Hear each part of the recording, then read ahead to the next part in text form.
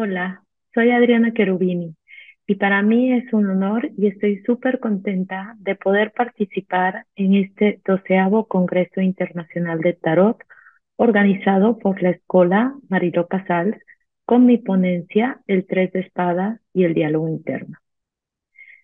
Sin más, voy a pasar a compartir para comenzar.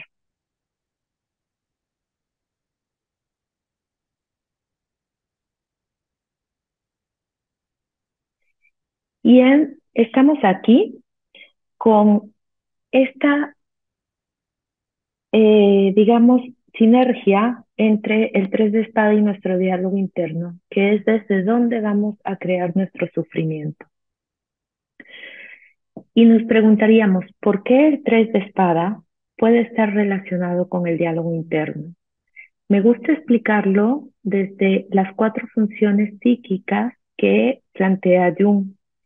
Jung estructura a la psique con 4 funciones: la lógico-racional, la función intuitiva, la función sentimiento o del sentir y la función perceptiva o de las sensaciones. Estas 4 funciones de la psique pueden a su vez relacionarse con los 4 elementos de la naturaleza y a su vez con los 4 palos del tarot. De esta forma veríamos a la función intuitiva, que está relacionada con el fuego y con los bastos. La función del sentimiento va a ir relacionada con el agua y por tanto con las copas. La función de la percepción o las sensaciones va a estar relacionada con la tierra y con los oros. Y la función lógico-racional, que es aquella que nos permite, por ejemplo, secuenciar sílaba con sílaba para crear palabras y a su vez crear frases y a su vez entonces poder comunicarnos o también crear secuencias numéricas. Toda esta parte del pensamiento lógico-racional la podemos relacionar con el aire y por lo tanto con las espadas. Y me gusta esta frase que comparte Bernardo Stamataes, que nos dice que no podemos ir más lejos de los pensamientos que tenemos. Visto de esta forma, el tres de espadas es el sufrimiento que surge a través de nuestros procesos mentales, a través de esta función lógico-racional donde podemos llegar a crear pensamientos en bucle y vernos atrapados en ellos y vernos limitados en ciertas circunstancias. También es la traición a nosotros mismos por hacer caso a determinadas, eh, digamos, creencias que pueden venir de nuestro entorno familiar, de nuestro entorno sociocultural o incluso lealtades que van a venir de nuestro árbol genealógico. Entonces, así generamos un estado a partir de este tipo de pensamientos que no van a generar bienestar, sino por el contrario van a generar angustia, ansiedad y sufrimiento. Y desde aquí comparto una frase que dice, siempre dijo una de mis maestras, y es que la pregunta guía la respuesta, ¿ok? Entonces, si estamos hablando del diálogo interno, podremos relacionar desde una visión del autoconocimiento este tres de espadas a este tipo de significado. Pero antes vamos a ver desde la psicología qué es el diálogo interno, ¿no? Y cómo lo clasifica la psicología. El diálogo interno va a poner al descubierto creencias profundas e inconscientes, ¿sí? Que habitan en nosotros. Los traumas, los complejos, eso que te delimita tu campo de acción y puede generar frustración o desistir de nuestro deseo. Es ese parloteo mental que nos creamos y que la mayoría de las veces no somos conscientes de lo que nos decimos, de en qué momento nos los decimos y qué genera emocionalmente en nosotros eso que nos estamos diciendo. En el diálogo interno surgen voces que llamamos personajes o interlocutores, ¿sí? Tenemos varias voces dentro de nosotros, voces amables, voces un poco más tiranas, un poco más controladores, otras voces más compasivas. Hay voces que tienen un nivel de voz muy bajito y nos cuesta escucharlas.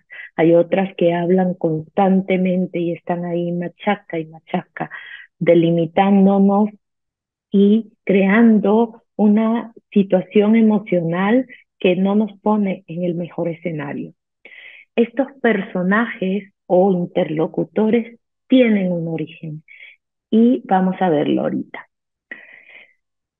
Les muestro acá el esquema de la psique según Jung, donde vemos, como también se muestra muchas veces como con la imagen de un iceberg, donde todas aquellas acciones conscientes son bastante pequeños, ¿cierto? Es lo menos. La mayoría de nuestras acciones surgen de manera inconsciente. Eso puede venir de nuestro inconsciente personal o de nuestro inconsciente familiar o de el inconsciente colectivo, donde se encuentran los arquetipos y donde encontramos las memorias de la humanidad. Pero en el inconsciente personal, además de estar ahí en el umbral entre la conciencia y la inconsciente, el yo persona, tenemos también los complejos y tenemos también, por ejemplo, a la sombra. Es el lugar donde mandamos. Yo siempre pongo el ejemplo que es como la alfombra donde vamos metiendo toda la basurita que barremos, todo lo que no nos gusta. No se pierde, ¿eh? Lo tenemos ahí almacenado. Estos complejos, esto que rechazo, esto que no me gusta de mí, va a generar una máscara, ¿sí? Y todos la tenemos, donde desempeñamos ciertos roles. El niño, ¿sí? Habría que irnos a la infancia y entender que el niño en su estado más puro y esencial, se dice que de los 0 a los 6 años no hay conciencia como tal, ¿sí? Por eso un niño es capaz de acercarse al abismo sin sentir miedo, porque no hay conciencia de lo que puede suceder. El niño actúa de la manera más genuina dentro del entorno donde él se está desarrollando. Pero muchas veces ciertos actos que realiza los adultos o los cuidadores principales reaccionamos y le hacemos sentir cierta desaprobación a este niño. El ser humano necesita dos cosas fundamentales. La primera es sentirse amado y la segunda es pertenecer. El niño también sabe esto de manera intuitiva. Busca pertenecer a su clan, a su entorno familiar y busca sentirse amado. Porque además, de manera inconsciente sabe, es una ley de supervivencia que necesita de ese entorno para poder sobrevivir. Uh-huh. Entonces, cuando suceden este tipo de acciones genuinas, pero que se ven desaprobadas por los cuidadores principales, el niño automáticamente va a buscar una sobreadaptación, así lo llamamos. Se sobreadapta a su entorno y es donde genera esta máscara. Pero también, de hecho, la máscara se genera gracias a que surge una herida.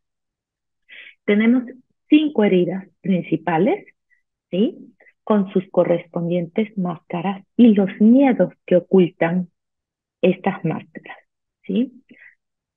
El origen de los personajes, uno de los orígenes puede ser en las heridas de la infancia. Y entonces podremos ver a la herida del abandono que genera una máscara de dependiente y el mayor miedo es el miedo a sentirse solo, el miedo a no pertenecer, el miedo a ser abandonado. La segunda herida es la herida del rechazo. Incluso esta herida puede generarse eh, antes del nacimiento, ¿sí? En los 9 meses de embarazo. La herida del rechazo va a tener como máscara al huidizo, al escapista, porque su mayor miedo es sentirse rechazado. Entonces, antes de que me rechacen, huyo, escapo o incluso rechazo yo primero. Y de igual forma en la herida del abandono, antes de que me abandonen, abandono yo primero. En el caso de la herida de la humillación, tenemos a la máscara del masoquista. Y el miedo profundo es la libertad. La libertad, por ejemplo, a tomar decisiones.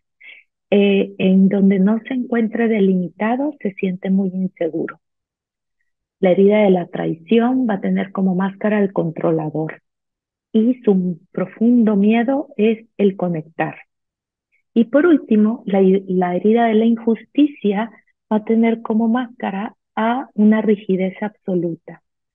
Y el miedo más profundo es al mostrar la vulnerabilidad. Estas heridas de la infancia surgen, como dije hace rato, a partir de la sobreadaptación y se generan estos personajes. Pero también hay otras razones que pueden generar voces internas. Por ejemplo, las lealtades a nuestro clan, al transgeneracional, ¿sí? Son lealtades inconscientes, el que nos hacen repetir acciones del clan y por tanto no se libera. También hay situaciones en el entorno social y familiar, creencias limitantes que vienen dadas quizás por la propia experiencia y todo el material que puede estar en nuestra sombra. Esto también se hace sentir a través de una voz que crea un diálogo y que delimita, siempre con la intención de cuidarte aparentemente. No quiere que te expongas.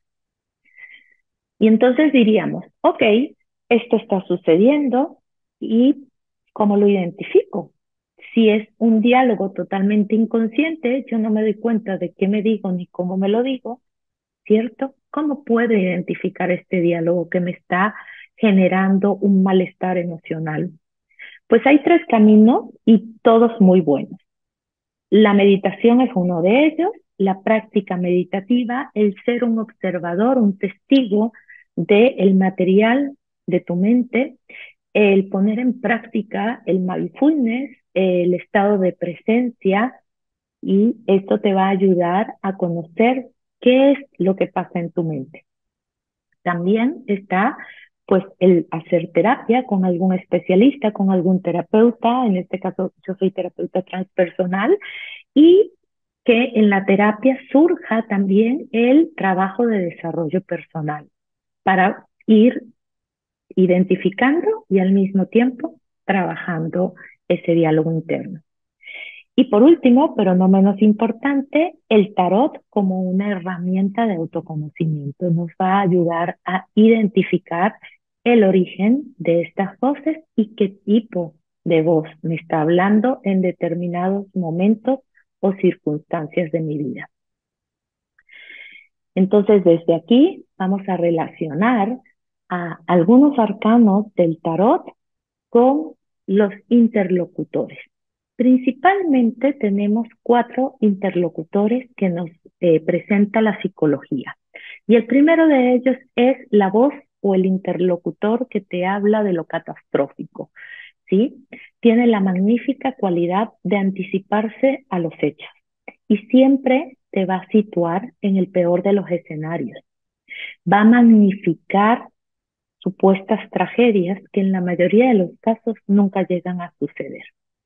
Sin embargo, cuando a esta voz se le da crédito o tiene un volumen muy alto en nuestra mente, la percepción de la realidad se encuentra totalmente parcializada, ¿sí? Estás en un total pesimismo y no permites que exista otra alternativa, más allá de lo que ve tu campo de visión. Entonces puede llevarte a un estado de parálisis y de pánico. ¿Qué arcanos del tarot nos pueden estar hablando de esta voz? Y aquí cabe destacar que cuando estemos recibiendo al arcano en la posición de la voz, mostrándonos el interlocutor, en la mayoría de los casos, los arcanos van a estar en sombra, es decir, no van a estar mostrando su luz, sino van a estar mostrando un exceso del arcano o muy poco de ese arcano, ¿sí? Entonces, al primero que tendríamos como la voz del catastrófico sería al loco, pero realmente es una falta de loco, ¿cierto? Sabemos que nuestro loco nos habla de una persona que se mantiene en el aquí y en el ahora, que no sobrepiensa, que da el paso y se arriesga, se aventura. Pues cuando recibimos al loco en la posición de la voz o del interlocutor en la tirada, estamos hablando de una voz que tiene totalmente perdida la esencia del loco, que no se sabe mantener en el aquí, en el ahora, que hay un exceso de futuro y por eso se paraliza ante los supuestos escenarios futuros que se plantean. Es una voz que es muy ansiosa por este exceso de futuro y que piensa de más y no se atreve a dar el paso.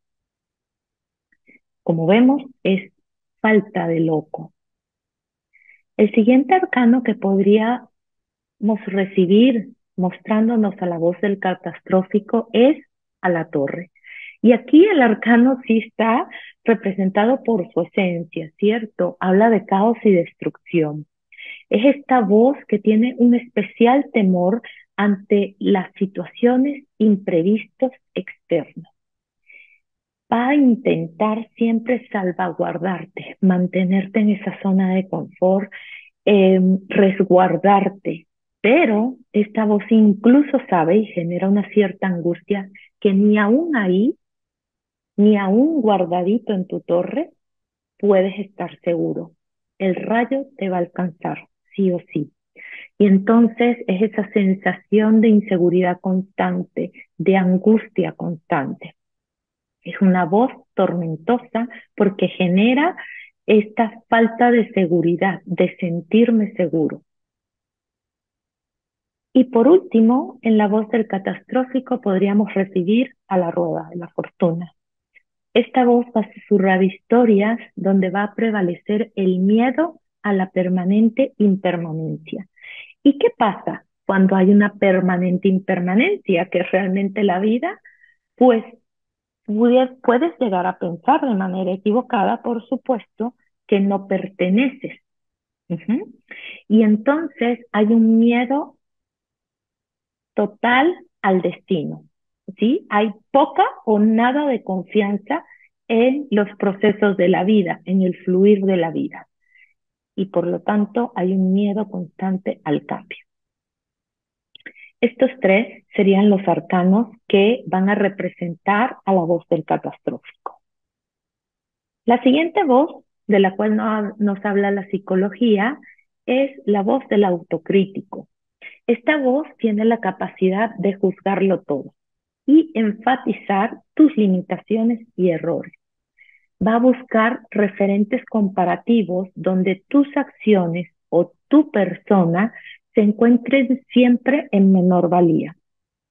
Tiene a la crítica constante tanto de lo propio como del entorno.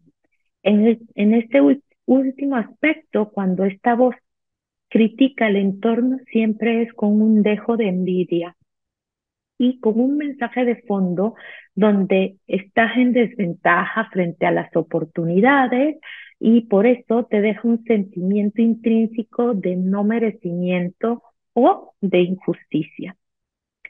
Los arcanos que podemos recibir para representar a este interlocutor autocrítico, pues evidentemente la justicia, ¿sí? Donde cuando tenemos a la justicia en esta voz me va a hablar de comparativos en desbalance, es decir, la balanza no está equilibrada, ¿cierto? Eh, el, Eso con lo que me están comparando mis actos o mi persona no está equiparado a una realidad. Entonces nos encontramos en desbalance. Es, por tanto, un poco injusto, ¿cierto? Y también este interlocutor va a ser nuestro eterno juez, ¿sí? Critica y nos puede llegar a hacer sentir avergonzado por nuestros errores. También en la voz del autocrítico podemos recibir al Papa. El Papa, en este caso, su crítica va a venir dada por juicios referente a los valores. Es un interlocutor que va a venir abanderado por un exceso de tradición y de dogma. Es esa típica situación en donde va a surgir una voz porque desaprueba eso innovador, eso diferente que quieres hacer o que quieres intentar. Lo desaprueba desde la regla, desde la norma dogmática, o desde la tradición, bien sea de una cultura o del clan familiar. Y te lo va a mantener ahí presente, todas las reglas y cómo se hacen las cosas, delimitándote y no permitiéndote desarrollar eso que por dentro es un deseo arduo. Tenemos como tercer voz la voz del victimista.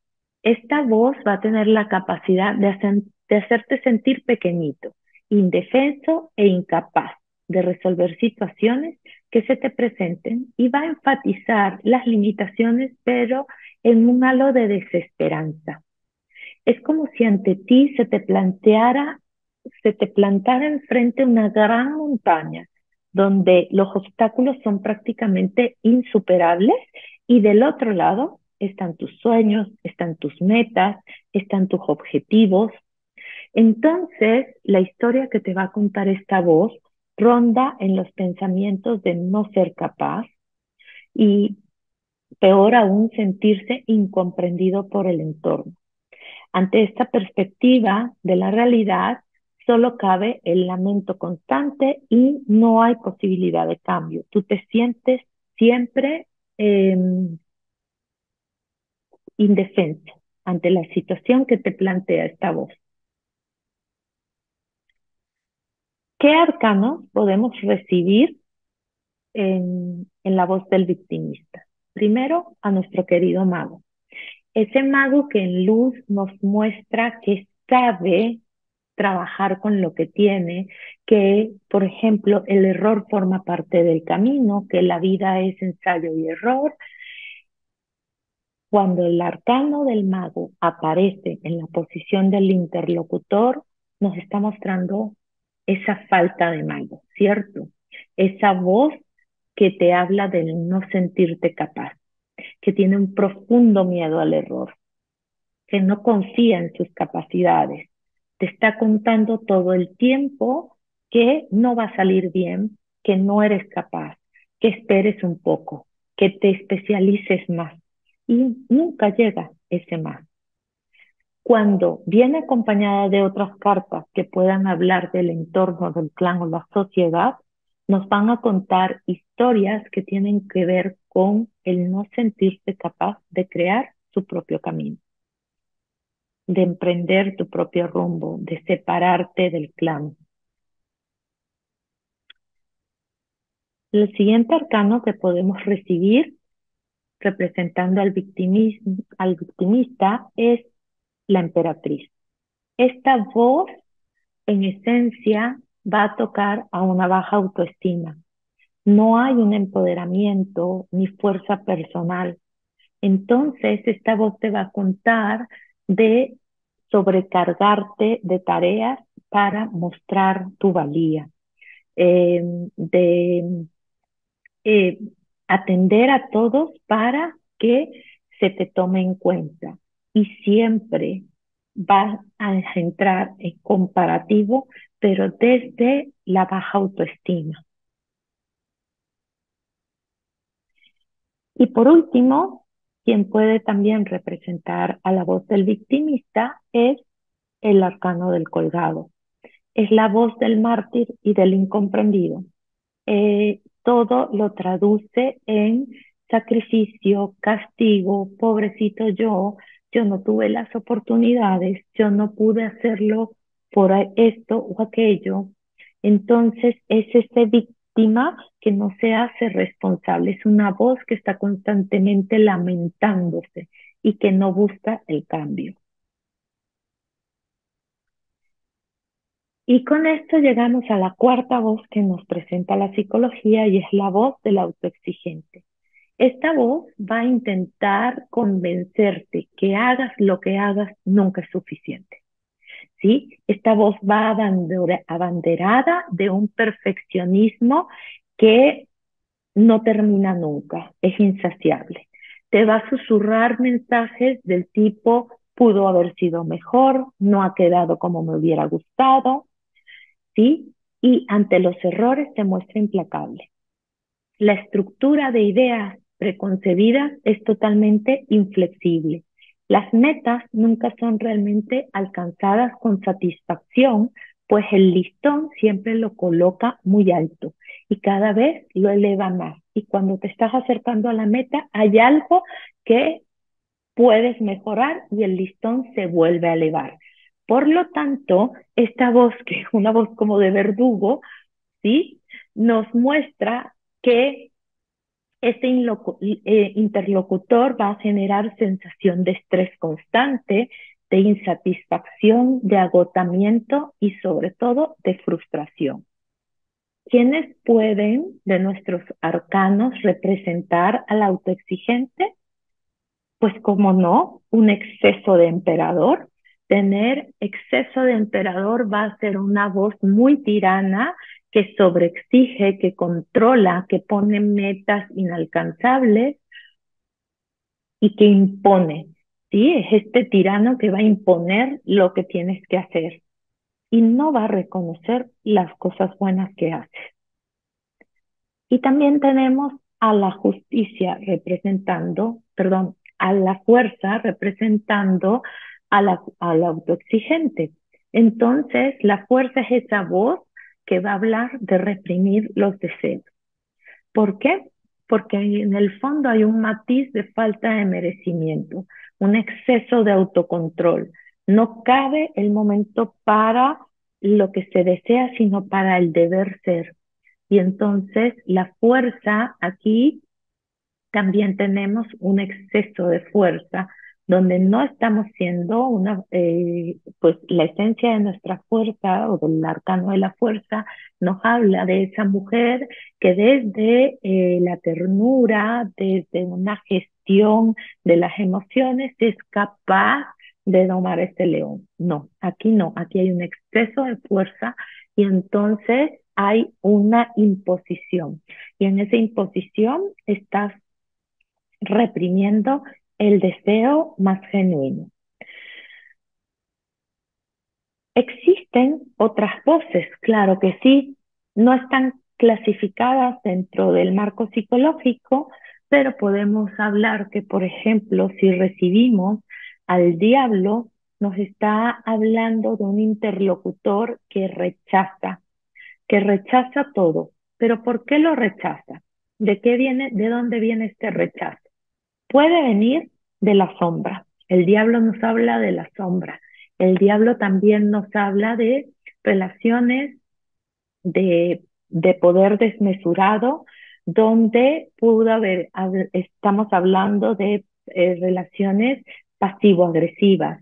Eh, también si nos vamos a la infancia, de infancias difíciles, el diablo nos puede hablar de ese exceso de poder donde hubo abuso de autoridad hacia ese niño o donde se crearon relaciones tóxicas o situaciones complicadas en la infancia y se genera el rechazo, ¿sí? El rechazo a todas ese tipo de situaciones.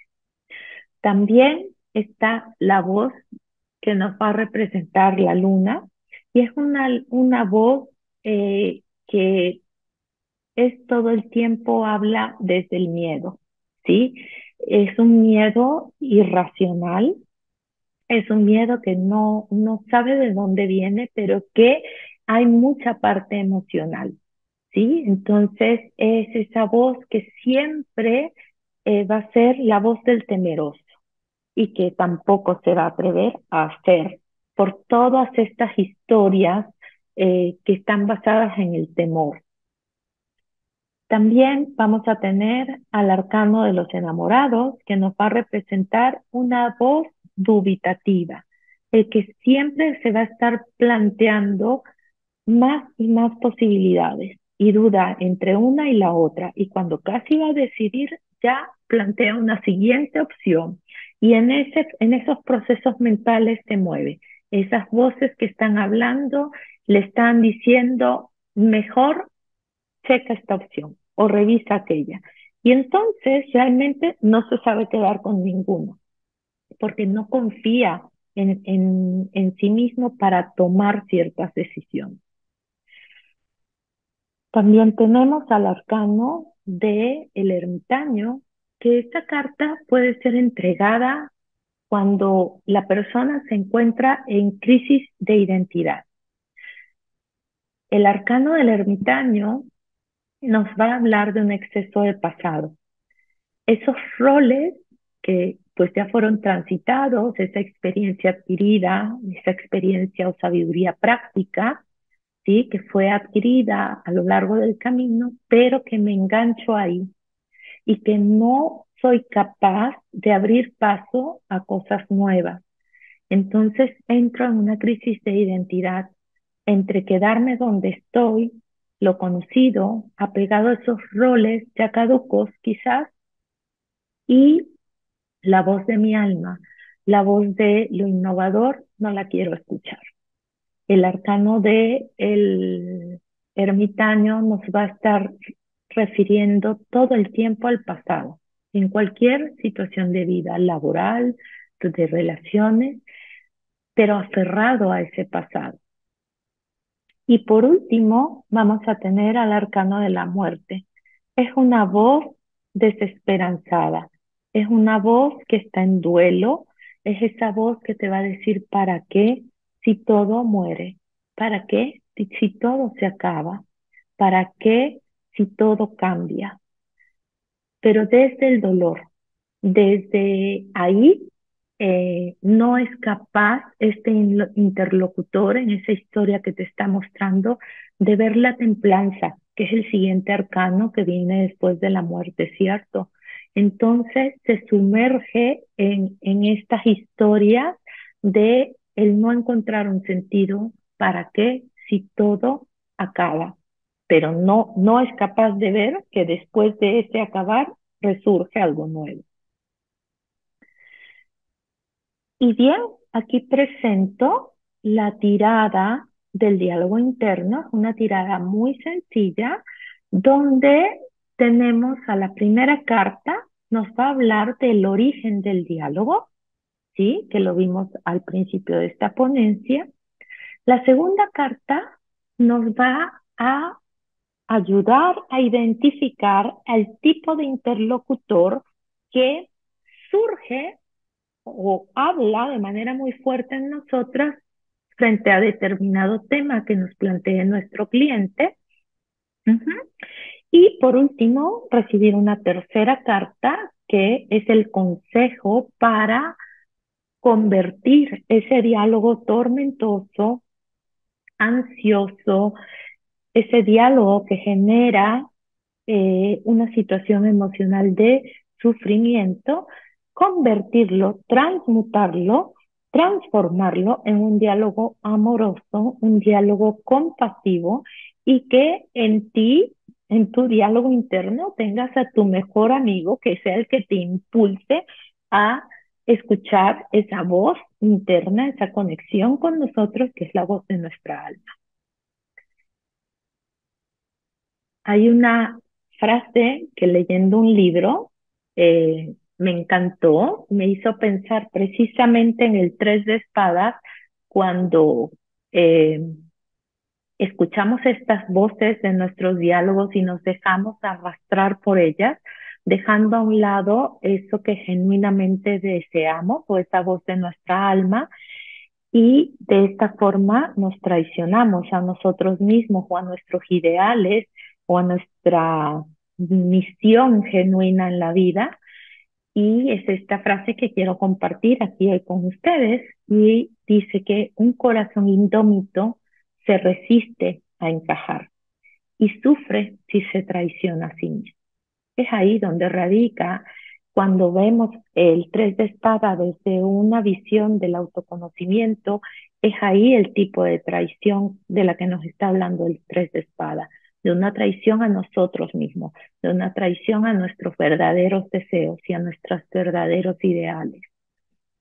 Y con esto no me queda más que agradecer este espacio, la presencia de todos ustedes escuchando esta plática y pues ahí están mis medios de contacto. Si en algún momento haces la tirada, tienes alguna duda o quieres comentarme cómo ha resultado tu tirada, me encantará tener noticias de ustedes y pues dejo de compartir en este momento para decirles que esta ponencia fue inspirada en un artículo que escribí hace ya varios años en mi blog, que es un blog de autoconocimiento y desarrollo personal, hablando del diálogo interno.